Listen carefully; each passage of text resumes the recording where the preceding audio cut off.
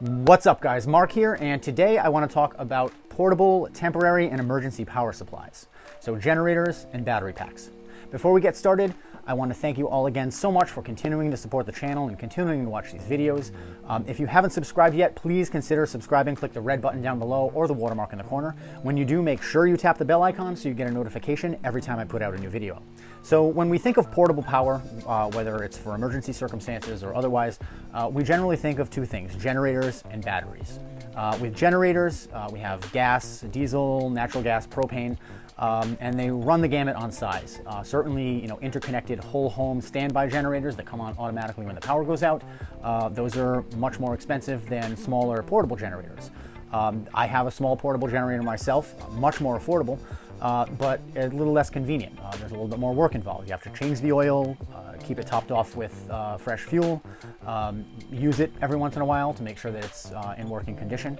And the setup isn't always necessarily easy, right? If I'm just plugging in a couple of extension cords, maybe that's fine. But if I want to actually hook it up to the whole house, the whole process and the steps of turning off all the circuit breakers, hooking up the interconnect cord and turning certain circuits back on, it's a little cumbersome. I'm thankful that I have it, but it's not the most ideal thing in the world, particularly for small scale, and it's not something I'm going to throw in the car and bring with me on a camping trip, for example.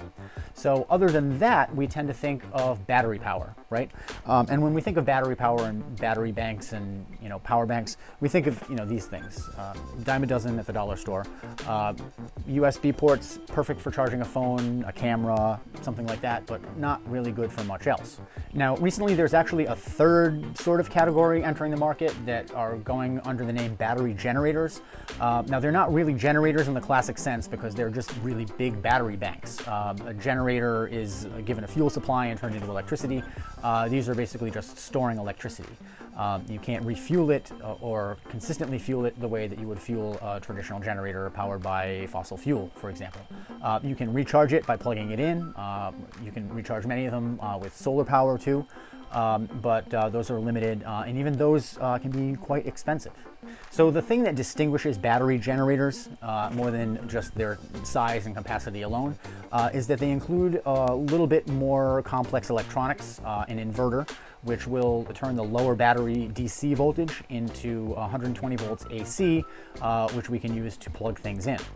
Now, the AC line voltage or mains power that most of the world uses, if you were to look at what that electricity looked like, you would see a sine wave, a curvy wave with even peaks and valleys forming nice smooth curves all the way along.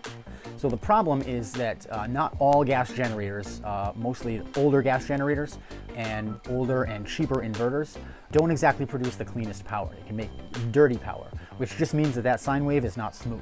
It can be blocky and hard turns at the top and bottom, or some of the smooth curves could just be jagged along the edges. Now, older, more basic devices like incandescent lights and electric motors don't really care about the smoothness of the power so much, so they work just fine.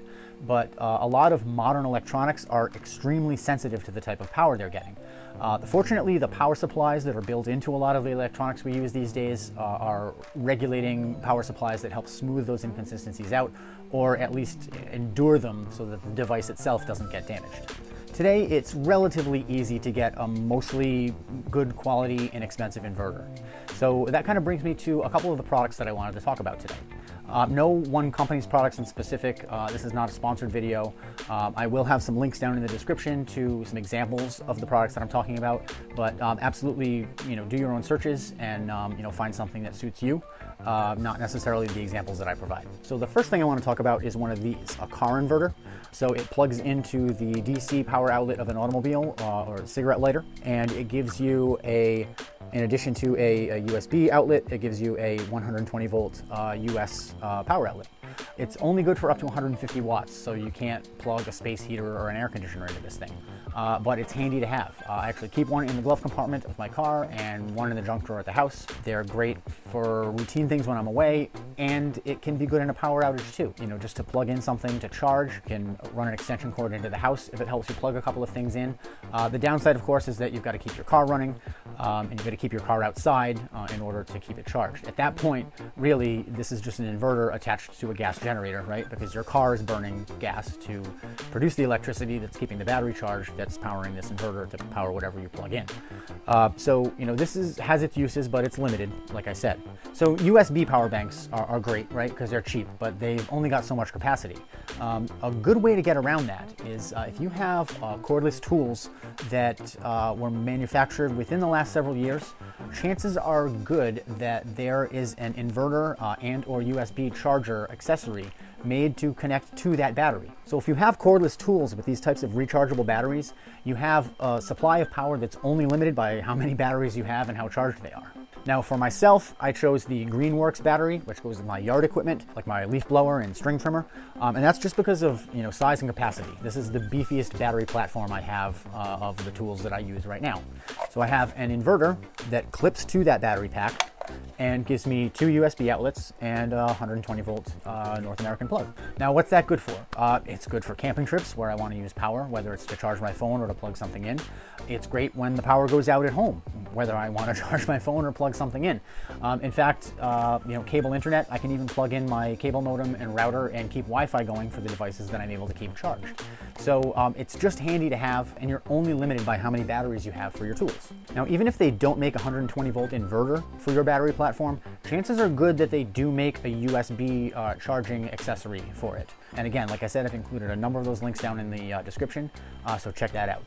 Guys, thank you so much for watching today's video. I hope you enjoyed it. I hope you found something useful. Please give it a thumbs up if you liked it. Give it a thumbs down if you didn't.